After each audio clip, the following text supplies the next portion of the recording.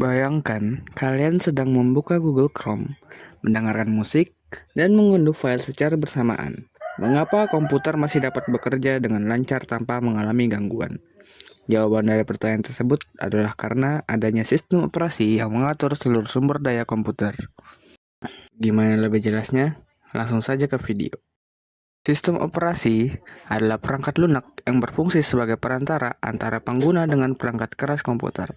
Tujuan utama sistem operasi adalah memudahkan pengguna dalam menggunakan komputer serta mengelola sumber daya sistem agar dapat digunakan secara efisien.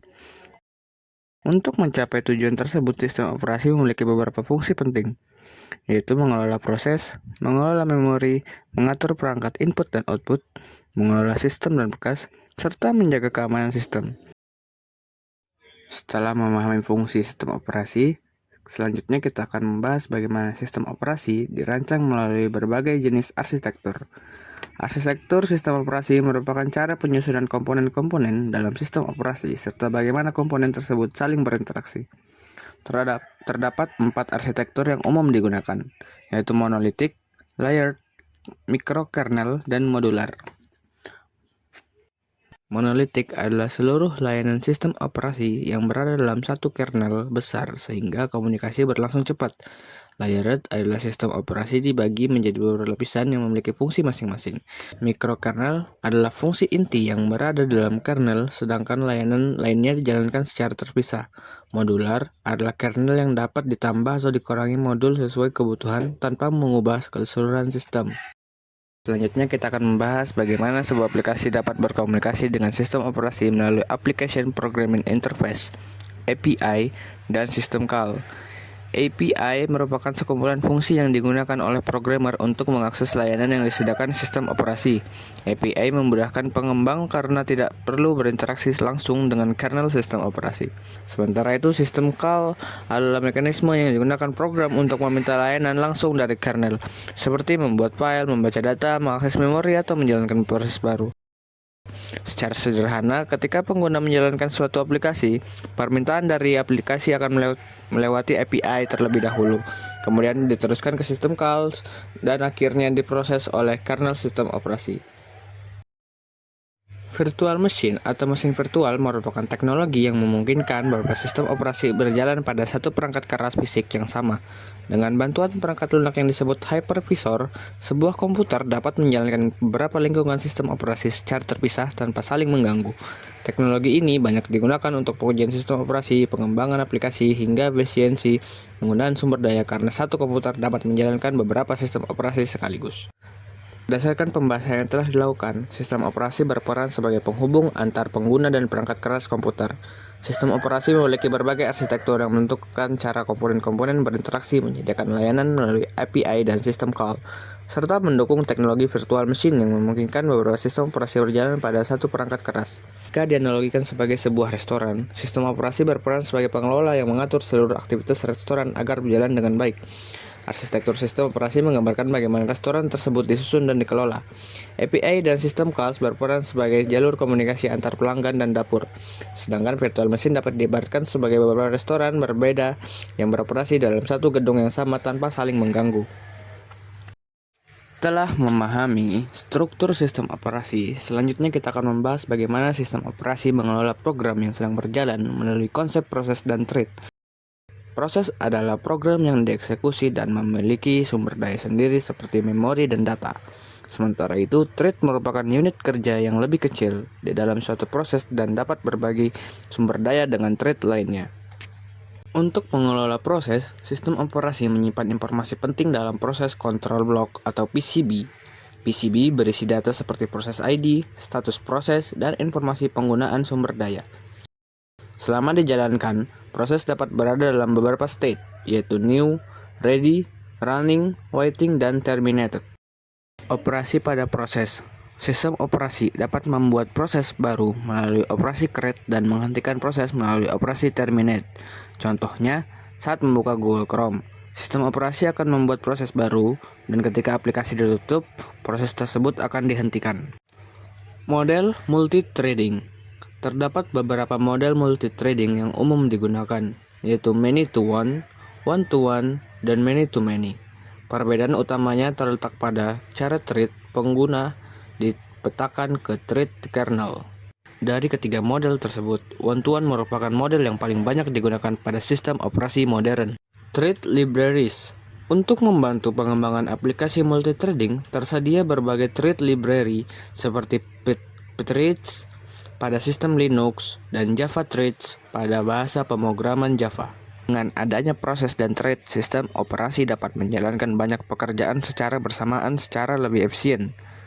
Informasi setiap proses disimpan dalam PCB, sedangkan multithreading memungkinkan suatu proses menjalankan beberapa tugas dalam waktu yang sama. Jika dianalogikan sebagai sebuah perusahaan, proses merupakan proyek yang sedang dikerjakan, sedangkan thread adalah anggota tim yang mengerjakan berbagai bagian dari proyek tersebut. Agar seluruh proyek dapat dikelola dengan baik, perusahaan menyimpan informasi penting seperti identitas dan status proyek, yang dapat dianalogikan secara proses kontrol blok. Setiap proyek juga memiliki beberapa kondisi seperti baru dibuat, siap dikerjakan, sedang berjalan, menunggu sumber daya, atau telah selesai yang menggambarkan state proses. Selain itu, semakin banyak anggota tim yang dapat bekerja secara bersamaan dalam satu proyek, semakin cepat pekerjaan dapat diselesaikan sebagaimana konsep multithreading dalam sistem operasi. Penjadwalan CPU. Setelah memahami proses dan thread, selanjutnya kita akan membahas penjadwalan CPU atau CPU scheduling. Penjadwalan CPU merupakan mekanisme yang digunakan sistem operasi untuk menentukan proses mana yang akan mendapatkan giliran menggunakan CPU. Kriteria penjadwalan. Dalam melakukan penjadwalan, sistem operasi mempertimbangkan beberapa kriteria seperti waktu tunggu yang rendah, waktu respon yang cepat, tingkat penggunaan CPU yang tinggi, serta keadilan bagi setiap proses. FCFS, First Come First Serve. FCFS merupakan algoritma yang menjalankan proses berdasarkan urutan kedatangan. Proses yang datang lebih dahulu akan dieksekusi lebih dulu hingga selesai. SJF, Short Job First. SJF memilih proses dengan waktu eksekusi paling pendek untuk dijalankan terlebih dahulu. Algoritma ini dapat menghasilkan rata-rata waktu tunggu yang lebih rendah dibanding FCFS. Priority Scheduling. Pada algoritma Priority Scheduling, setiap proses diberikan prioritas tertentu. Proses dengan prioritas tertinggi akan dijalankan terlebih dahulu. Round Robin. Round Robin memberikan jatah waktu yang sama kepada setiap proses secara bergantian. Setelah jatah waktu habis, CPU akan berpindah ke proses berikutnya. Tadi itu adalah algoritma tentang penjadwalan CPU. Perbandingan algoritma. FCFS mengutamakan urutan kedatangan. SJF mengutamakan waktu proses yang paling singkat. Priority Scheduling mengutamakan tingkat prioritas, sedangkan Round Robin mengutamakan pembagian waktu yang adil bagi seluruh proses. Penjadwalan multiprosesor. Pada sistem yang memiliki lebih dari satu CPU atau inti prosesor, sistem operasi dapat membagi proses ke beberapa prosesor, sehingga pekerjaan dapat diselesaikan lebih cepat dan lebih efisien.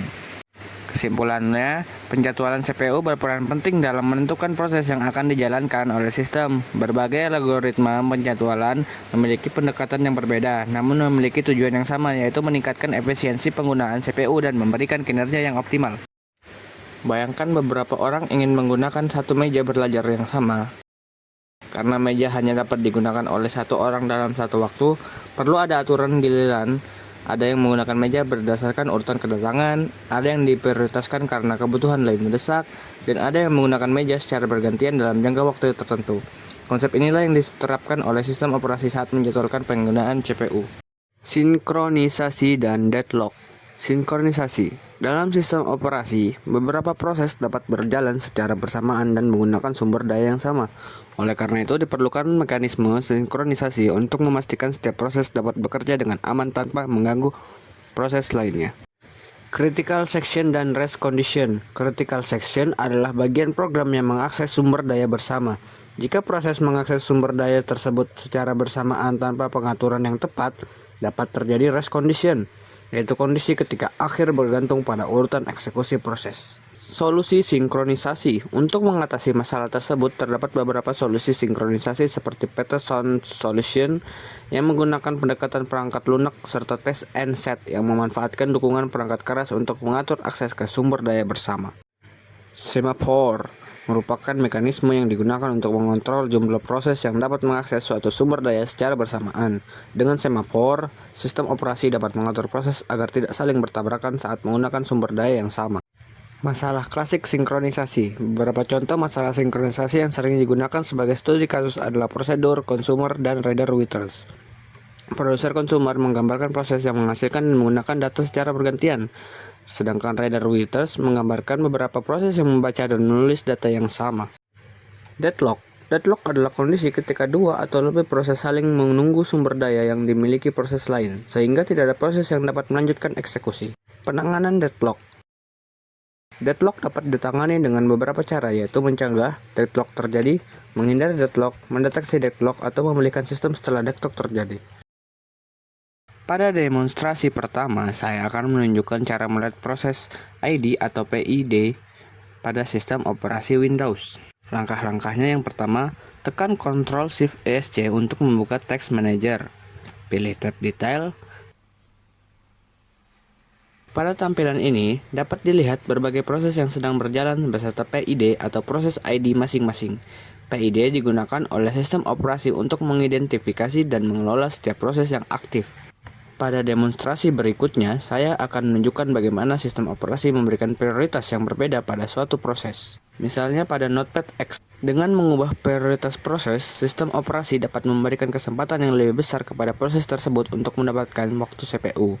Konsep ini berkaitan dengan materi CPU scheduling yang telah dibahas sebelumnya. Melalui demonstrasi ini dapat dilihat bahwa konsep proses, PID, dan prioritas proses tidak hanya bersifat teoritis, tetapi juga diterapkan secara langsung oleh sistem operasi dalam mengelola program yang sedang berjalan. Manajemen memori. Setelah membahas proses dan penggunaan CPU, selanjutnya kita akan membahas manajemen memori. Manajemen memori merupakan mekanisme yang digunakan sistem operasi untuk mengatur penggunaan memori utama atau RAM agar dapat digunakan secara efisien oleh berbagai proses yang berjalan secara bersamaan. Logical address, physical address, dan MMU. Saat sebuah program berjalan, program tersebut menggunakan alamat logis atau logical address. Namun alamat yang sebenarnya berada pada RAM disebut physical address. Proses penerjemahan alamat logis menjadi alamat fisik dilakukan oleh komponen yang disebut Memory Management Unit atau MMU. Swapping. Swapping adalah proses memindahkan data sementara dari RAM ke penyimpanan sekunder ketika kapasitas RAM mulai penuh. Dengan cara ini, sistem operasi dapat menyediakan ruang bagi proses lain yang membutuhkan memori. Alokasi kontigu dan fragmentasi. Pada alokasi kontigu, memori diberikan dalam blok yang berdekatan. Metode ini terdiri dari fixed partition dan variable partition. Namun penggunaan metode ini dapat menyebabkan fragmentasi, yaitu ruang memori yang tersisa tetapi tidak dapat dimanfaatkan secara optimal. Pegging. Untuk mengatasi masalah fragmentasi, sistem operasi menggunakan teknik pegging. Pada teknik ini, memori dibagi menjadi blok-blok kecil yang disebut peg dan frame, sehingga alokasi memori menjadi lebih fleksibel. Segmentation. Selain pegging, terdapat teknik segmentation yang membagi memori berdasarkan struktur logis seperti bagian kode, data, dan stack. Multi-level peg table. Pada sistem yang memiliki memori besar, ukuran peg table juga akan semakin besar. Oleh karena itu, digunakan multi-level peg table untuk mengurangi penggunaan memori dan meningkatkan efisiensi pengelolaan alamat. Demand pegging dan peg fault. Demand pegging merupakan teknik yang hanya memuat peg ke RAM ketika benar-benar dibutuhkan. Jika peg yang diperlukan belum tersedia di memori, maka akan terjadi peg fault. Sistem operasi kemudian akan mengambil peg tersebut dari penyimpanan sekunder sebelum proses dapat dilanjutkan. Kesimpulannya, manajemen memori memungkinkan sistem operasi mengatur penggunaan RAM secara efisien untuk mendukung banyak proses secara bersamaan. Berbagai teknik seperti pegging, segmentation, dan demand pegging digunakan untuk meningkatkan pemanfaatan memori, sedangkan peg fault terjadi ketika data yang dibutuhkan belum tersedia di RAM dan harus diambil dari penyimpanan sekunder. Manajemen memori sekunder dan I/O. Selain mengelola RAM, sistem operasi juga bertanggung jawab mengatur penyimpanan sekunder seperti hard disk atau SD, serta mengelola komunikasi dengan perangkat input dan output. Disk scheduling. Ketika banyak proses meminta akses ke disk secara bersamaan, sistem operasi menggunakan algoritma disk scheduling untuk menentukan urutan layanan. Beberapa algoritma yang umum digunakan adalah FCPS, SSTF, Scan, C-Scan, Look, and C-Look. Tujuannya adalah mengurangi waktu tunggu dan meningkatkan efisiensi akses data. Swap Space Management. Swap space merupakan area pada medium penyimpanan yang digunakan sebagai memori cadangan ketika kapasitas RAM tidak mencukupi. Dengan adanya swap space, sistem dapat tetap berjalan meskipun penggunaan memori meningkat. DMA dan PIO. Dalam proses transfer data, terdapat dua metode utama yaitu Programmed Input Output dan PIO dan Direct Memory Access atau DMA. Pada PIO, CPU terlihat langsung dalam transfer data, sedangkan pada DMA, proses transfer dapat dilakukan langsung antara perangkat dan memori, sehingga beban CPU menjadi lebih ringan. Buffering, caching, dan spooling. Buffering digunakan untuk menyimpan data sementara selama proses transfer data. Caching digunakan untuk menyimpan data yang sering diakses agar dapat diambil lebih cepat. Sedangkan spooling digunakan untuk mengatur antrean pekerjaan, seperti dokumen yang menunggu giliran untuk dicetak pada printer. Device driver. Device driver adalah perangkat lunak yang memungkinkan sistem operasi berkomunikasi dengan perangkat keras tertentu, seperti printer, keyboard, mouse, dan kartu jaringan. Kesimpulan, melalui manajemen memori sekunder dan I/O, sistem operasi dapat mengatur penyimpanan data, proses transfer informasi, serta komunikasi dengan berbagai perangkat keras secara efisien. Mekanisme seperti disk scheduling, DMA, buffering, caching, dan device driver membantu meningkatkan kinerja serta stabilitas sistem. Setelah membahas manajemen memori, selanjutnya akan ditunjukkan cara memonitor page fault pada sistem operasi Windows menggunakan Performance Monitor. Yang pertama, tekan tombol Windows plus R, kemudian ketik perform, dan tekan Enter. Pada jendela Performance Monitor, pilih Performance Monitor pada panel sebelah kiri.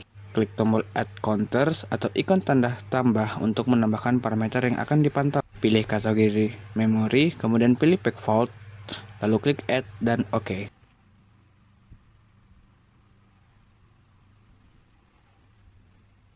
Setelah counter ditambahkan, grafik akan mulai menampilkan jumlah page fault yang terjadi pada sistem secara real time. Grafik yang ditampilkan menunjukkan jumlah page fault yang terjadi setiap detik. Ketika data yang dibutuhkan belum tersedia di RAM, sistem operasi harus mengambil data tersebut dari penyimpanan sekunder sehingga terjadi page fault. Makin tinggi aktivitas memori, jumlah page fault yang terjadi umumnya akan meningkat. Kesimpulannya, melalui demonstrasi ini dapat dilihat bahwa konsep page fault yang telah dibahas sebelumnya benar-benar terjadi dan dapat dipantau secara langsung pada sistem operasi Windows. Setelah memahami bagaimana sistem operasi mengelola memori dan menangani page fault, selanjutnya kita akan membahas sistem berkas atau file system, yaitu mekanisme yang digunakan untuk mengatur penyimpanan dan pengelolaan data pada komputer. Sistem berkas. Sistem berkas atau file system merupakan mekanisme yang digunakan sistem operasi untuk menyimpan, mengatur, dan mengakses data pada media penyimpanan seperti hard disk maupun SSD. Atribut dan operasi berkas. Setiap berkas memiliki atribut seperti nama file, ukuran, lokasi penyimpanan, tanggal pembuatan, dan hak akses. Sistem operasi juga menyediakan berbagai operasi berkas seperti membuat, membuka, membaca, menulis, menyalin, memindahkan, dan menghapus file. Struktur direktori. Untuk mempermudah pengelolaan data, file disusun ke dalam direktori atau folder.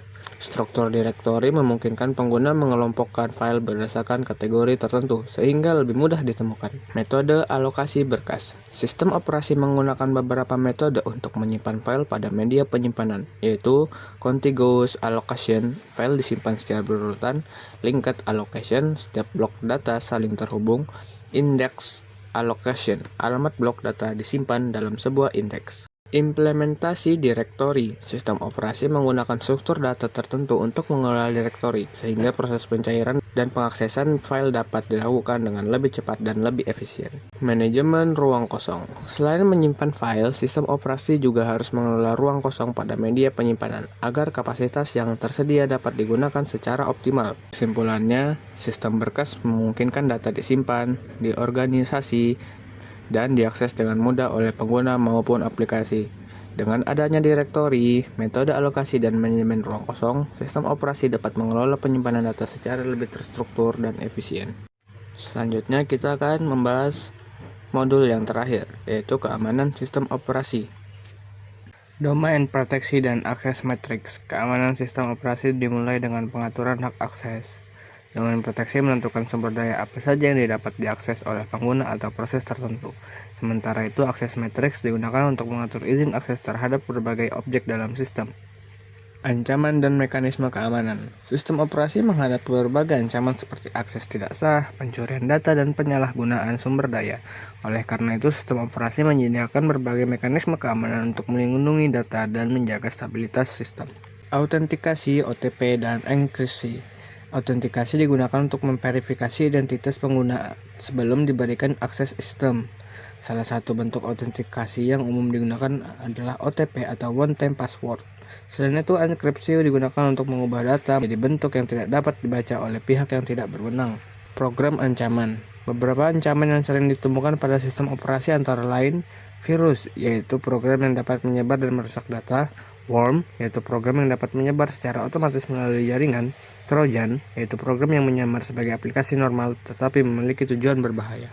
Kesimpulannya, keamanan sistem operasi bertujuan melindungi data, pengguna, dan sumber daya komputer dari berbagai ancaman. Melalui mekanisme seperti autentikasi, enkripsi, dan pengaturan hak akses, sistem operasi dapat menjaga kerahasiaan, integritas, dan ketersediaan informasi. Selanjutnya kita akan Q&A. Pertanyaan pertama, saya sering kesulitan mencari file tugas yang pernah disimpan. Bagaimana sistem operasi membantu pengguna menemukan file dengan cepat? Jawabannya, sistem operasi menggunakan struktur direktori atau folder untuk mengorganisasi file sehingga data dapat disimpan secara teratur dan lebih mudah ditemukan. Langkah-langkahnya, yang pertama, buka File Explorer, tunjukkan struktur folder yang bertingkat, misalnya begini. Gunakan fitur pencarian pada File Explorer untuk mencari salah satu file. Kesimpulannya, demonstrasi ini menunjukkan bagaimana sistem operasi menggunakan sistem berkas dan struktur direktori untuk mengelola data secara terorganisir. Pertanyaan kedua, bagaimana cara mengetahui bahwa sistem operasi memiliki perlindungan terhadap virus dan ancaman keamanan lainnya? Jawabannya, sistem operasi modern menyediakan fitur keamanan bawaan untuk mendeteksi dan mencegah berbagai ancaman seperti virus, malware, dan akses yang tidak sah.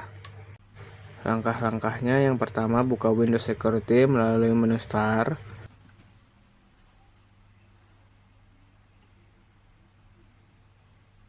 Pilih menu Virus dan Threat Protection. Kesimpulannya, demonstrasi ini menunjukkan implementasi mekanisme keamanan pada Windows untuk melindungi sistem dari berbagai ancaman. Dari seluruh pembahasan yang telah dilakukan, dapat disimpulkan bahwa sistem operasi berperan sebagai pengelola seluruh sumber daya komputer sehingga berbagai aplikasi dapat berjalan secara efisien, stabil, dan aman. Terima kasih atas perhatiannya.